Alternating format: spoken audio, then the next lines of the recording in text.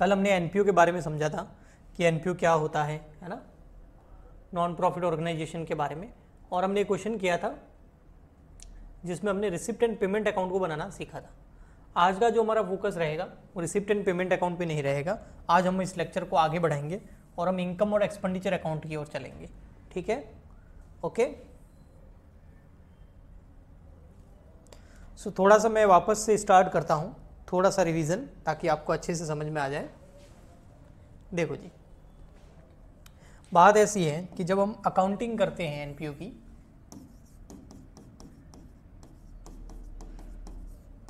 For NPO यानी कि non profit organisation, तो उसके अंदर हमको 3 अकाउंट बनाने होते हैं। एक बनाना होता है रिसिप्ट्स एंड पेमेंट्स अकाउंट या पेमेंट अकाउंट। ठीक है, ये रिसिप्ट और पेमेंट अकाउंट जो बनाया जाता है बेटा, ये बनाया जाता है कैश बेसिस पर,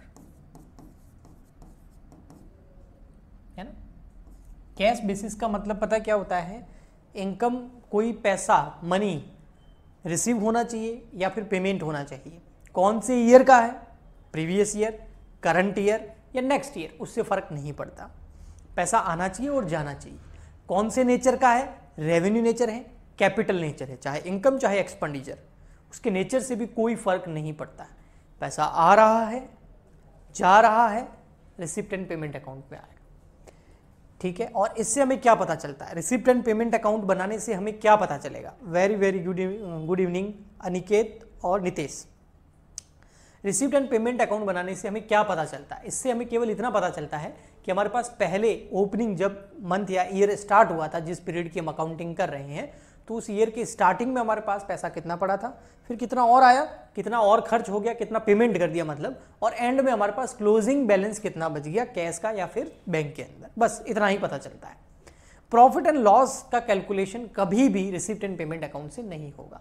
अगर आपको पता करना है कि जो हमारा एनजीओ है, इसमें इस पूरे ईयर में जब एनजीओ चलाया तो इसमें लॉस हुआ या प्रॉफिट हुआ, वैसे प्रॉफिट मेकिंग के ऑब्जेक्टिव से एनजीओ या एनपीओ नहीं चलाए जाते हैं, लेकिन फिर भी कैलकुलेशन जरूर की जाती है ताकि अकाउंट्स के अंदर पारदर्शिता आए और किसी प्रकार का कोई फ्रॉड ना हो। तो उसके लिए हम बनाते हैं इनकम एंड एक्सपेंडिचर अकाउंट, जिसको हम आज अच्छे से समझेंगे। इनकम एंड एक्सपेंडिचर अकाउंट,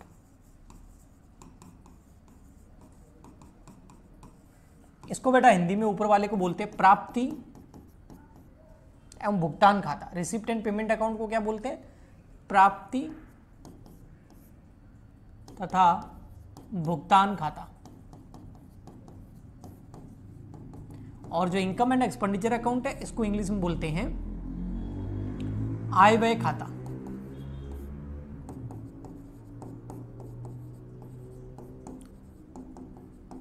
ये जो इनकम और एक्सपेंडिचर अकाउंट बनाया जाता है बेटा, ये कैश बेसिस पे नहीं बनाया जाता है। हेलो विनोद, हेलो खुशबू। ये जो इनकम एंड एक्सपेंडिचर अकाउंट बनाया जाता है बेटा, ये बनाया जाता है अक्रूवल बेसिस पर। अक्रूवल बेसिस का मतलब हो गया उपार्जन आधार। अगर आपने बेसिक करा हो 11th क्लास 12th क्लास में, आपने सीखा होगा कि जो हम ट्रेडिंग और पीएनएल अकाउंट बनाते थे वो अक्रूवल बेसिस पे बनाते थे। ठीक है, तो ये भी एक्रूवल बेसिस पे बनेगा। अब एक्रूवल बेसिस का मतलब क्या है, अभी मैं आगे आपको अच्छे से समझाऊंगा। थर्ड नंबर आता है फिर आपका बैलेंस शीट। अब बैलेंस शीट तो कोई अकाउंट है नहीं। बैलेंस शीट जो है, यानी कि जिसको हिंदी में चिट्ठा बोलते हैं, ये तो किसी भी कंपनी या किसी भी बिजनेस की जो फाइनेंशियल पोजीशन होती है, फाइनेंशियल पोजीशन यानी कि जो उसकी आर्थिक स्थिति होती है, वित्तीय स्थिति होती है, उसको बताती है कि भैया इनकी फाइनेंशियल पोजीशन कैसी है। ओके, नेक्स्ट आता है हमारा इनकम एंड एक्सपेंडिचर अकाउंट, जो अभी मैं बात कर रहा था। अब इनकम एंड एक्सपेंडिचर अकाउंट का फॉर्मेट तो आप यहां देख लो। देखो इस तरीके से होता है। सबसे पहले मैं फॉर्मेट की बात कर लेता हूं, फिर हम डिटेल में चलेंगे। इनकम एंड एक्सपेंडिचर अकाउंट का फॉर्मेट कुछ इस तरीके से होता है। यहां पर लिखा होता है इनकम एंड एक्सपेंडिचर अकाउंट। अब इसमें 2 साइड होती है कोई भी अकाउंट में, फॉर द ईयर एंडेड, वो ठीक है। एक डेबिट साइड होती है और एक क्रेडिट साइड। क्रेडिट इधर लिखना होता है, ठीक है। डेबिट और क्रेडिट साइड होती है। अब डेबिट में एक्सपेंडिचर लिखे हैं, पहले नाम क्या है? इनकम एंड एक्सपेंडिचर, लेकिन पहले वाला कॉलम इनकम का नहीं है, ये एक्सपेंडिचर का है, और सेकंड वाला कॉलम इनकम का है। पर ऐसे रटना नहीं है, ऐसा कुछ भी नहीं है। देखो चीज़ ये है कि यहाँ पर नॉमिनल रूल लग रहा है, क्योंकि इनकम और एक्सपेंडिचर अकाउंट जो है ना एक नॉमिनल अकाउंट है। देखो नॉमिनल जो रूल था उसका क्या, वो क्या कहता था हमको, वो बोलता था all expenses and losses are debit, all incomes and profits are credit. तो इनकम और एक्सपेंडिचर, तो कौन सा रूल लगेगा, नॉमिनल। और नॉमिनल क्या बोलता था, all expenses and losses are debit, तो एक्सपेंडिचर और लॉसेज हम क्या करेंगे, debit. All incomes and profits are क्या, क्रेडिट, तो हम क्या करेंगे, क्रेडिट। तो income and expenditure account is a nominal account. Okay ठीक।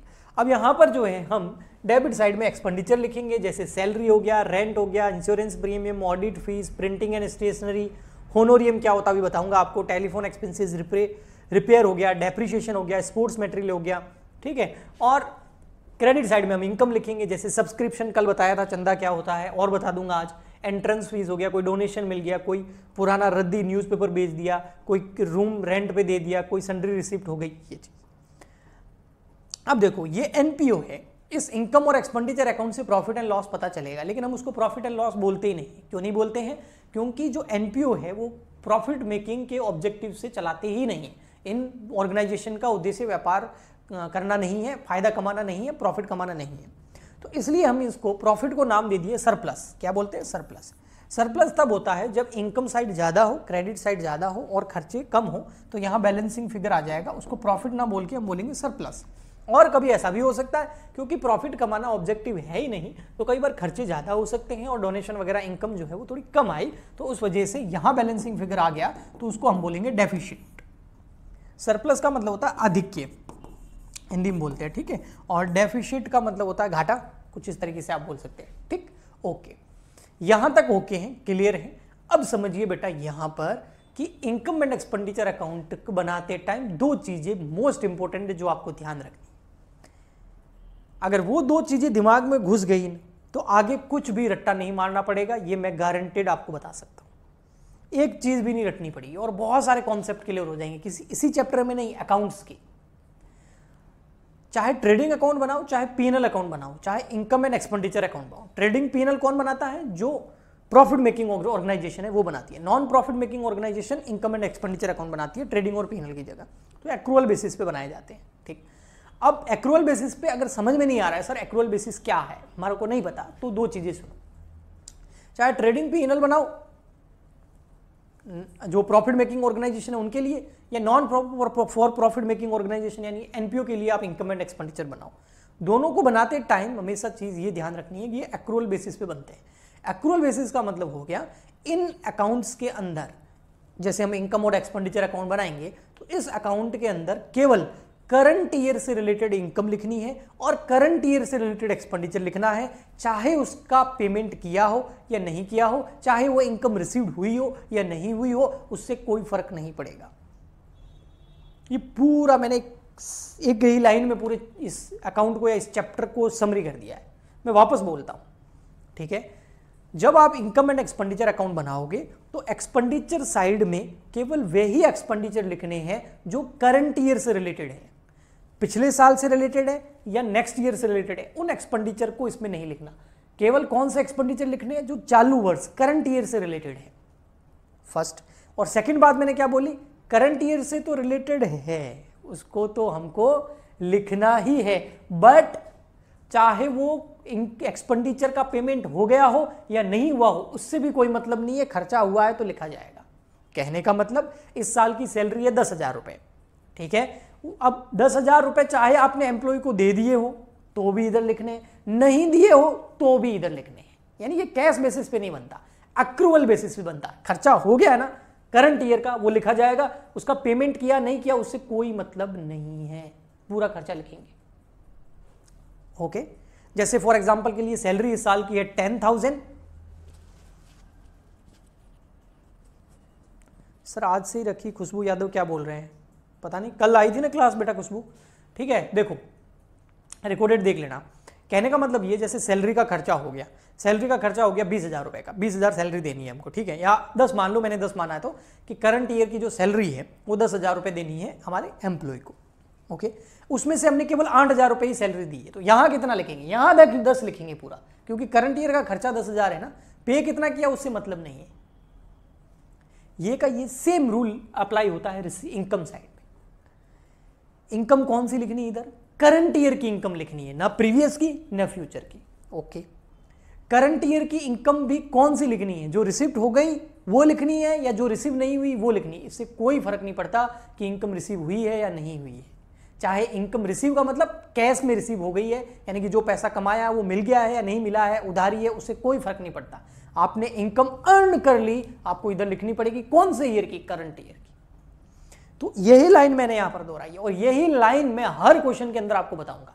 आगे जितने भी न्यूमेरिकल क्वेश्चन करेंगे जिसमें इनकम और एक्सपेंडिचर अकाउंट बनाऊंगा, मुझे पता है आपको प्रॉब्लम आएगी, तो वहां पर मैं आंसर ये दूंगा कि बेटा इनकम और एक्सपेंडिचर अकाउंट के अंदर एक्सपेंडिचर और इनकम केवल करंट ईयर के लिखने हैं, और चाहे एक्सपेंडिचर का पेमेंट किया हो या नहीं किया हो उससे कोई मतलब नहीं है, पूरा लिखा जाएगा। चाहे इनकम रिसीव हो गई हो नहीं हुई उससे कोई मतलब नहीं है, इनकम करंट ईयर की पूरी लिखी जाएगी। लेकिन करंट ईयर, ना प्रीवियस ना पास्ट। फर्स्ट, ये फर्स्ट कॉन्सेप्ट मैंने दो बताए थे आपको, ये फर्स्ट कॉन्सेप्ट। सेकंड वाला आगे मैं आपको यहां बताता हूं। देखो, जब हम एक्सपेंडिचर लिखेंगे, चलो मैं एक बार लिखा ही देता हूं, चाहे एक्सपेंडिचर हो या चाहे इनकम, कौन से ईयर की होनी चाहिए? खर्चा कौन से ईयर का होना चाहिए? Current year, first. Second number, current year का खर्चा होना चाहिए, और एक तो करंट ईयर का खर्चा हो गया, और एक्रूअल बेसिस पे लेना है। एक्रूअल बेसिस का मतलब कैश से कोई मतलब नहीं है कि उस खर्चे का पेमेंट किया या नहीं किया। इनकम के साथ में भी सेम करना है। इनकम कौन से ईयर की लेनी है हमको? इनकम एंड एक्सपेंडिचर अकाउंट के अंदर करंट ईयर की लेनी है। कौन से ईयर की? करंट ईयर की। और किस बेसिस पे लेनी है? एक्रूअल बेसिस पे लेनी है, यानी कि चाहे इनकम रिसीव हुई हो या नहीं हुई हो उससे कोई मतलब नहीं है। अगर इनकम अर्न कर ली हो, चाहे रिसीव नहीं करी हो तो भी लिखनी है, रिसीव कर ली तो भी लिखनी है। ओके, ये तो क्या फर्स्ट। सेकंड नंबर आता है बेटा, जो एक्सपेंडिचर होते हैं, सेकंड में ए, एक्सपेंडिचर होते हैं वो दो टाइप के होते हैं। अब ध्यान से सुनना, एक्सपेंडिचर जितने भी होंगे वो दो टाइप के होंगे। ये 11 में हम पढ़ते हैं इस बेस को। एक एक्सपेंडिचर होते हैं रेवेन्यू नेचर के, जिसको रेवेन्यू एक्सपेंडिचर बोलते हैं। जो रेवेन्यू एक्सपेंडिचर होते हैं उसको हमको कहां लिखना है? इनकम एंड एक्सपेंडिचर अकाउंट में लिखना है। कौन सी साइड में? अब एक्सपेंडिचर है तो एक्सपेंडिचर साइड में आएगा, डेबिट में आएगा। ऐसे खर्चे जो रेवेन्यू नेचर के हैं उनको कहां लिखना है? इनकम एंड एक्सपेंडिचर अकाउंट में। एक खर्चे होते हैं जो कैपिटल नेचर के होते हैं, जो कैपिटल एक्सपेंडिचर होते हैं, सॉरी, कैपिटल एक्सपेंडिचर होते हैं, उनको कहां लिखना है सर? जो कैपिटल एक्सपेंडिचर होते हैं उनको हमको लिखना होता है बैलेंस शीट के अंदर। वो कभी भी इनकम एंड एक्सपेंडिचर अकाउंट में नहीं आएंगे। रेवेन्यू एक्सपेंडिचर कौन से होते हैं? किसको रेवेन्यू एक्सपेंडिचर बोलेंगे? रेवेन्यू एक्सपेंडिचर जो होते हैं वो होते हैं रिलेटेड टू रेवेन्यू, या फिर मैं आपको इसको थोड़ा सा और डिटेल में बताऊं, वैसे आपको पता होना चाहिए लेकिन फिर भी चलो मैं बता देता हूं। यहां ले लेते हैं, what is revenue expenditure. Example सहित बताता हूं। रेवेन्यू एक्सपेंडिचर वो होते हैं जिसका बेनिफिट किसी भी बिजनेस को 1 ईयर तक मिलता है, वो रेवेन्यू एक्सपेंडिचर होते हैं। ऐसा कोई खर्चा किया, खर्चा करेंगे तो फायदा तो होगा ना। आप गए, खर्चा किया आपने कुछ तो फायदा होगा ना। आप गए 20 रुपए लेके और गोलगप्पे खाए तो 20 रुपए का खर्चा हुआ, फायदा क्या हुआ? बड़ा मजा आया, स्वाद आया, है ना। तो जब भी हम खर्चा करते तो बेनिफिट तो मिलेगा ही ना, वरना कोई खर्चा क्यों करेगा? कि मैं तेरे को दे रहा हूं तू क्या देगा, सीधा सा ना। तो एक्सपेंडिचर होता है तो बेनिफिट तो होगा। तो इसका मतलब जो रेवेन्यू एक्सपेंडिचर होते हैं, हाँ, वो कोई भी बिजनेस करेगा तो उसका बेनिफिट कितने साल तक मिलेगा? अगर विद इन 1 ईयर, केवल 1 ईयर तक मिल रहा है,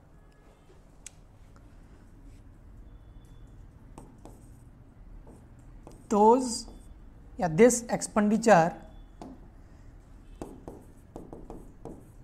expense benefit to organization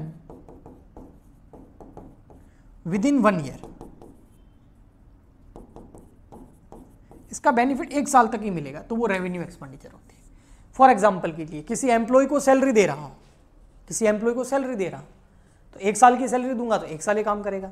room का रेंट दे रहा हूँ, 1 साल का रेंट दूंगा तो 1 साल यूज कर पाऊंगा। तो ये बहुत सारे ऐसे एक्सपेंडिचर अधिकतर यही होते हैं, है ना। सेलिंग एक्सपेंसेस हो गए, ऑफिस के एक्सपेंसेस हो गए, पोस्टेज हो गया, बहुत सारे खर्चे, ये सारे एक्सपेंडिचर का बेनिफिट ओनली 1 ईयर तक मिलता है। तो ये 1 ईयर से रिलेटेड ही एक्सपेंडिचर होते हैं। और जो 1 साल से रिलेटेड एक्सपेंडिचर होते हैं वो हमको कहाँ लिखने होते हैं, इनकम एंड एक्सपेंडिचर अकाउंट में। तो पहला तो ये हो गया। दूसरा रीजन और बता देता हूँ, ये जो हम एक्सपेंडिचर करते हैं ना, ये अधिकतर हम कमाई में से करते हैं। जैसे जो सब्सक्रिप्शन मिला उसमें से किया, है ना। जो इनकम है इस साल की इनकम में से इस साल का खर्चा पे कर रहे हैं, तो वो रेवेन्यू नेचर का होता है। ओके। कैपिटल नेचर का एक्सपेंडिचर होता है ना, बहुत बड़ा एक्सपेंडिचर होता है ना। ये इसका जो बेनिफिट मिलता है, इसको बैलेंस शीट में इसलिए दिखाते हैं क्योंकि इसका जो बेनिफिट मिलता है, what is capital expenditure, answer अगर करेंगे capital expenditure provides benefit to organization for more than 1 year. 1 साल से ज्यादा तक बेनिफिट मिलेगा।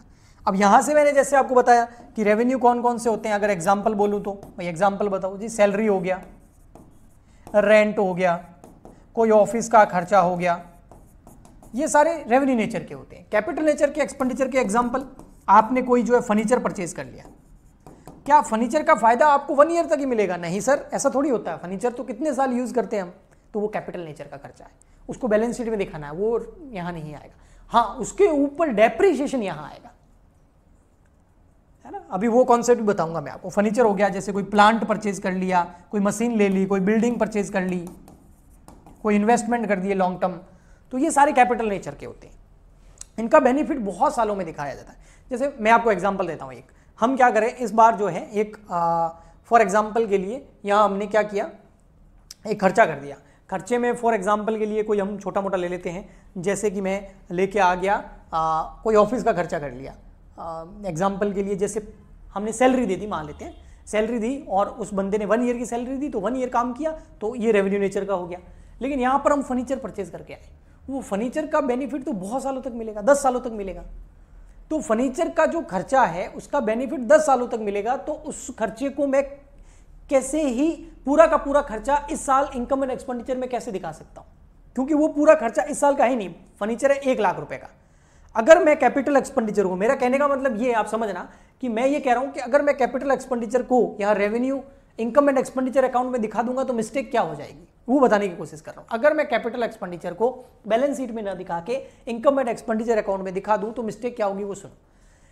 जैसे मैंने यहां फर्नीचर खरीदा 1 लाख रुपए का, उस फर्नीचर का बेनिफिट 10 साल तक मिलेगा, और उस 1 लाख रुपए को अगर मैं इस साल के इनकम एंड एक्सपेंडिचर अकाउंट में दिखा दूंगा ना, तो इस साल का इनकम एंड एक्सपेंडिचर अकाउंट मुझसे बोलेगा, वैसे अकाउंट बोलता नहीं है लेकिन मैं एक इमेजिनेशन कर रहा हूं, वो बोलेगा भाई साहब मैंने क्या बिगाड़ा, इनकम एंड एक्सपेंडिचर अकाउंट बोलेगा मेरे में क्यों 1 लाख रुपए दिखा रहे हो खर्चा, क्योंकि इनकम एंड एक्सपेंडिचर अकाउंट है फॉर एग्जांपल के लिए 2023 का, तो 2023 वाला इनकम एंड एक्सपेंडिचर अकाउंट बोलेगा भाई 1 लाख रुपए पूरा मेरे इस साल का खर्चा थोड़ी है, ये तो 10 साल का खर्चा है, पूरा मेरे में क्यों दिखा रहे हो।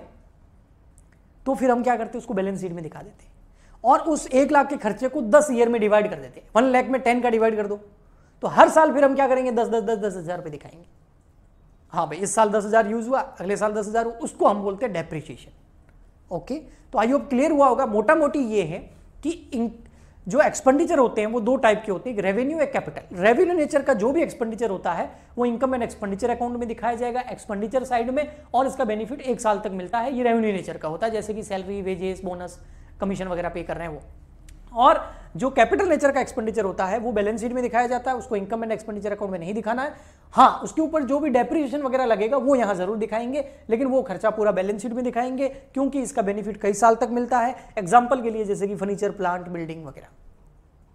तो जिस तरीके से मैंने आपको ये एक्सपेंडिचर के टाइप बताए, ऐसे के ऐसे बेटा टाइप होते हैं आपके एक्सपेंडिचर के अलावा इनकम के भी। इनकम भी 2 टाइप की होती है। अब मैं ज्यादा इस पर टाइम नहीं लूंगा। एक इनकम होती है रेवेन्यू नेचर की, कैसी होती है, रेवेन्यू इनकम, और एक होती है कैपिटल नेचर की, यानी कि कैपिटल इनकम। ठीक है, जो रेवेन्यू इनकम होती है उसको हम कहां दिखाएंगे, इनकम एंड एक्सपेंडिचर अकाउंट। छोटा मोटा कोई डोनेशन मिल गया, ठीक है, जैसे कि कोई कमीशन मिल गया, कमीशन रिसीव्ड, रेंट रिसीव्ड, तो इसको हम, क्योंकि रेंट रिसीव हुआ है ना, कोई मकान किराए पे दिया, उसे किराया मिल गया, तो इस साल ही मिलेगा, अगले साल का अगले साल में दिखाएंगे, तो ये हो गया आपका रेवेन्यू नेचर। कैपिटल नेचर की जो इनकम होती है उसको हम बैलेंस शीट में दिखाते हैं। बैलेंस शीट के अंदर भी कैपिटल फंड के अंदर ऐड करना होता है, बैलेंस शीट में बताऊंगा, एक कैपिटल फंड आता है, वहां ऐड करते हैं इसको। और ये कौन सी होती है, ये कैपिटल नेचर की होती है, ये स्पेसिफिक इनकम होती है। जैसे स्पेसिफिक डोनेशन मिल गया, भाई आपको 10 लाख रुपए डोनेशन के मिल गए, और वो जो 10 लाख रुपए डोनेशन के आपको मिले उससे आपको एक बिल्डिंग बनानी है, रूम बनाना, तो वो रेवेन्यू नेचर नहीं है, वो कैपिटल नेचर हो गया। तो इनकम और एक्सपेंडिचर दोनों ही रेवेन्यू और कैपिटल नेचर का होता है। रेवेन्यू नेचर वाला इनकम एंड एक्सपेंडिचर अकाउंट में आएगा, कैपिटल नेचर वाला बैलेंस शीट में जाएगा, सिंपल। अब मैं आपको बताऊंगा बहुत सारे खर्चे, और ये बताऊंगा कि कौन सा कैपिटल नेचर का है, कौन सा रेवेन्यू नेचर का है। जो कैपिटल नेचर का होगा बैलेंस शीट में जाएगा, जो रेवेन्यू नेचर का होगा वो इनकम एंड एक्सपेंडिचर में लिखेंगे। बताइए, ये देखिए बेटा, अब आते हैं बहुत सारी चीज़ें, बहुत सारे इनकम और एक्सपेंडिचर की बात करूंगा, जो हम ये बताएंगे आपको कि ये जो जितने भी इनकम और एक्सपेंडिचर के ऊपर डिस्कस करेंगे, इसका नेचर क्या है, रेवेन्यू या कैपिटल। क्योंकि रेवेन्यू नेचर देखते आप कहाँ डाल दोगे, इनकम एंड एक्सपेंडिचर अकाउंट में, और कैपिटल नेचर डालते आप इसको कहाँ डाल दोगे, बैलेंस शीट के अंदर। ठीक है,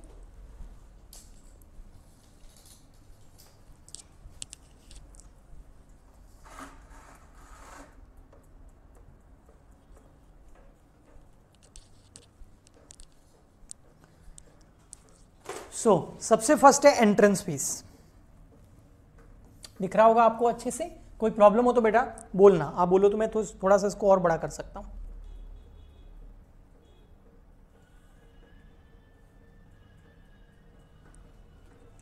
एंट्रेंस फीस, एंट्रेंस फीस क्या है, देखो, एंट्रेंस फीस यानी कि हिंदी में क्या बोलते हैं, प्रवेश शुल्क। अब क्या मतलब, हमको ये समझना है कि एंट्रेंस फीस जो है उसको कहां दिखाएं, मतलब वो रेवेन्यू नेचर की है या कैपिटल नेचर की है। अगर ये पता चल जाएगा तो हम ये खुद ही डिसाइड कर देते हैं, कर सकते हैं कि इसको कहां दिखाना है। Thank you Jatin. तो इफ क्वेश्चन इज साइलेंट, अगर क्वेश्चन साइलेंट है, साइलेंट मतलब उसने बोल दिया ओनली एंट्रेंस फीस, अब ये नहीं बोल रहा कि कैपिटल नेचर है कि रेवेन्यू नेचर है, ये नहीं बोल रहा, तो हम उसको रेवेन्यू नेचर मानेंगे। क्या मानेंगे, रेवेन्यू रिसिप्ट। और इसको कहां दिखाएंगे, इनकम एंड एक्सपेंडिचर अकाउंट की कौन सी साइड में, क्रेडिट साइड में। क्रेडिट साइड मतलब इनकम साइड में, क्योंकि फी रिसीव हो रही है ना, तो पहले हम इनकम की बात कर रहे हैं। अगर एंट्रेंस फीस में लिखा हुआ हो साफ साफ स्पेसिफिक गिवन इन क्वेश्चन, क्या कि ये जो एंट्रेंस फीस है ये कैपिटल नेचर की है, तो हम इसको कैपिटल रिसिप्ट मानेंगे। और इसको कहां दिखाएंगे, बैलेंस शीट में। बैलेंस शीट में भी कहां दिखाएंगे, बैलेंस शीट में लायबिलिटी साइड होता है और एसेट साइड होता है। अभी थोड़ी देर पहले मैंने थोड़ा सा बताया था आपको कि ये फंड के अंदर ऐड होता है, कैपिटल फंड के अंदर। तो ये लायबिलिटी साइड में एक कैपिटल फंड नाम का एक फंड होगा, उसके अंदर हम एंट्रेंस फीस को ऐड कर देंगे। तो बहुत सिंपल कर दिया। अगर आप ये नोट्स पढ़ोगे ना तो आपको बड़ा मजा आएगा कि ये नोट्स बड़े शानदार बनाए हमने। एंट्रेंस फीस जो है वो हमें यही पता करना है ना कि वो रेवेन्यू नेचर का या कैपिटल का है।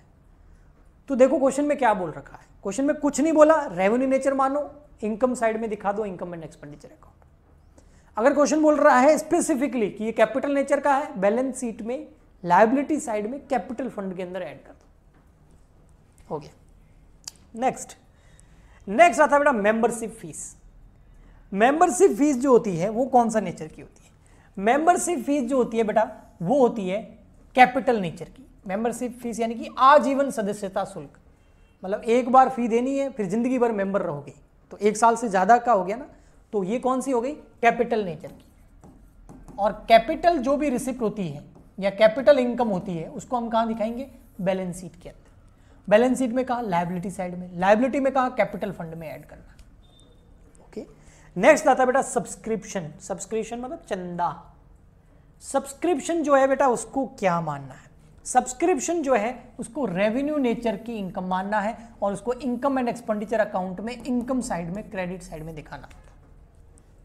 ओके, ठीक है। ये होता क्या है सब्सक्रिप्शन, वैसे तो मैंने आपको बता दिया है कि ये रेवेन्यू नेचर का होता है। क्यों होता है? क्योंकि बेटा सब्सक्रिप्शन जो है ना बार बार मिलता ही रहता है, ऐसा नहीं है कि पूरी जिंदगी में एक बार मिलेगा, हर साल मिलता है। इस साल भी मिल रहा है, अगले साल भी मिल रहा है, इस साल वाला इस साल लिखेंगे, अगले साल वाला अगले साल लिखेंगे, तो रेवेन्यू नेचर का होता है। देखो यहाँ लिखा हुआ भी है, it is a source of income for NPO, it is a paid by the member periodically मतलब समय समय पर, which can be quarterly, half yearly, so that their membership remain alive. जो मेंबर्स सब्सक्रिप्शन पे करता रहेगा वो हमारी ऑर्गेनाइजेशन का मेंबर बना रहेगा, जुड़ा रहेगा। The total amount of subscription related to the current year, अब ये करंट ईयर वगैरह तक मैंने आपको अच्छे से बता दिया है। Okay, next. अब यहां पर देखिए बेटा एक चीज और, सब्सक्रिप्शन के अंदर भी देखो, सब्सक्रिप्शन कैन बी ऑर्डिनरी और specific, special based on purpose if specified. अब वही एंट्रेंस फीस की तरह हो गया, सब्सक्रिप्शन सिर्फ सब्सक्रिप्शन लिखा हुआ है तो हम ये समझेंगे कि रेवेन्यू नेचर है, लेकिन स्पेसिफिक सब्सक्रिप्शन दे रखा है तो फिर उसको कैपिटल नेचर का आप मान सकते हैं। अगर स्पेसिफिक सब्सक्रिप्शन हो तो उसको क्या मानना है, कैपिटल नेचर का मान के, और उसको कहां दिखाना, देखिए it is a type of subscription that received for accounting a specific task और organisation for specific activity from the participant, for example subscription for the tournament, subscription for the governance partly. ये जो subscription है ये capital nature का माना जाएगा, लेकिन subscription बेटा 99% हमारे क्वेश्चन के अंदर रेवेन्यू नेचर का ही आएगा। Okay, next.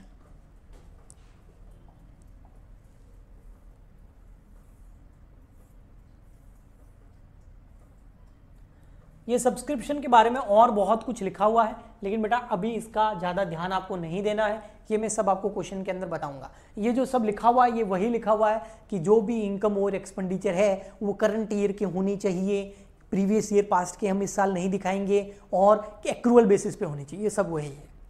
तो मैं रट्टी तोता आपको नहीं बनाऊंगा कि ये ऐड करो ये लेस करो, हम इसी कॉन्सेप्ट पे चलेंगे जो मैंने आपको समझाया है। ओके जी, नेक्स्ट आता है बेटा डोनेशन। यस, जो डोनेशन होता है यानी कि दान, ये अगर स्पेसिफिक डोनेशन है तो बैलेंस शीट में दिखाएंगे और लायबिलिटी में जो डोनेशन है उसको फंड में ऐड कर देंगे। अगर जनरल डोनेशन है, सामान्य दान है, तो हम इसको इनकम एंड एक्सपेंडिचर अकाउंट में इनकम की क्रेडिट साइड में दिखाएंगे। Sale of old newspaper and magazine, भैया ये तो सिंपल ही हमको नाम से पता चल रहा है, रेवेन्यू नेचर का है, इनकम एंड एक्सपेंडिचर अकाउंट की क्रेडिट साइड में दिखाएंगे।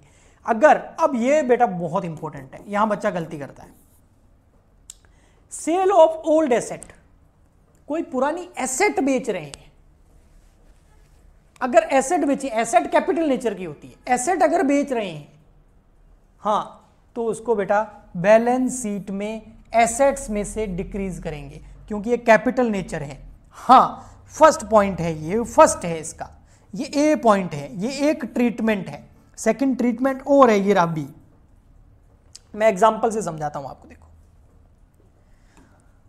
हमारे पास एक फर्नीचर पड़ा है, फर्नीचर है 20,000 रुपीज का, ठीक है। फर्नीचर कैपिटल नेचर का होता है, हमने क्या किया उसको सेल कर दिया इस साल। कितने में सेल किया? 25,000 में।